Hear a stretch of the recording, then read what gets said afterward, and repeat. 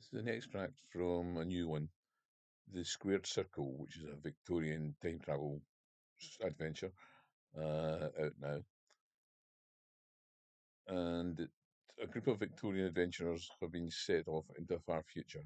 One of them is now stuck and he's woken up alone in a cave.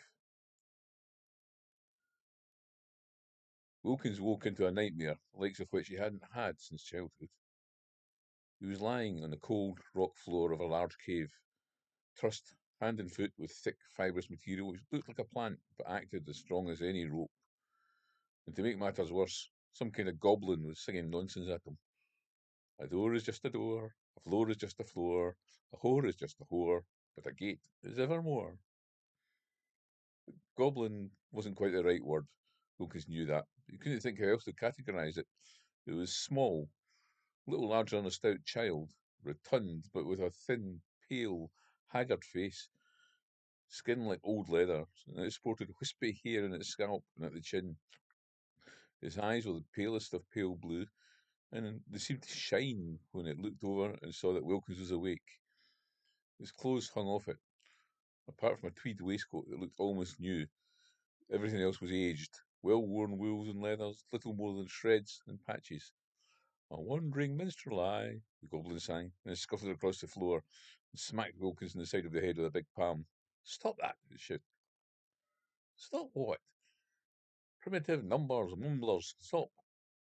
Came in the wind, collected, selected, neglected, dirt on my doorstep, nevermore, no more, evermore. You're not making sense, Wilkins said. Gave it up a long time ago, Shadrach, Meshach, Abednego, the goblin replied.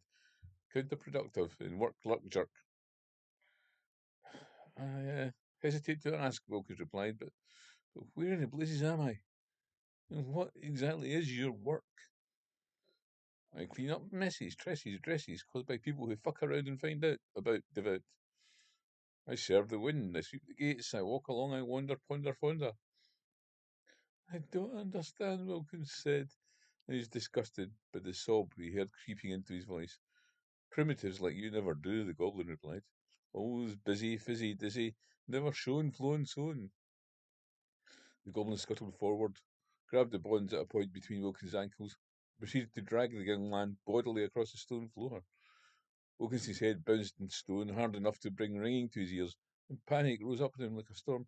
What are you doing? Doing, weighing, shoeing, the goblin replied. And yet, a gate is still a gate. It dragged Wilkins along for 10 paces. His head had taken a pounding, but enough sense left to notice that the rocky cavern behind him had moved away, and he was now in a long corridor that appeared to be totally metallic, polished to an almost mirror-like sheen, and lit from above by diffuse, pale blue light that seeped directly from the ceiling with no visible source. And even above the ringing in his ears, he heard a hum, getting louder, a distant choir in the wind. My lab! They're taking me back to my lab. Oh, not yours. Never was. If ever it was, if it was, there was, the goblin sang, and kept dragging. For such a small creature, it proved to be remarkably strong. The at least metallic floor was smooth, and his head no longer pounded on the stone. They passed several doorways, also metallic, none with any sign of doorknobs, and one open door, inside which he caught a glimpse of another rocky chamber and a prone, ragged, heavily bearded figure sat miserably in a corner, who merely stared at Wilkins with disinterest as he was dragged past. The humming choir was getting closer. Wilkins's hair rose as static filled the air. Blue sparks ran across the walls and cracked like whiplashes. The goblin paid them no never mind, and continued to drag Wilkins along for what seemed like an age. Pale light grew in intensity, almost blinding, causing Wilkins to close his eyes against the glare. They lay open again when the goblin came to a stop. Home again, jiggity jig, it sang.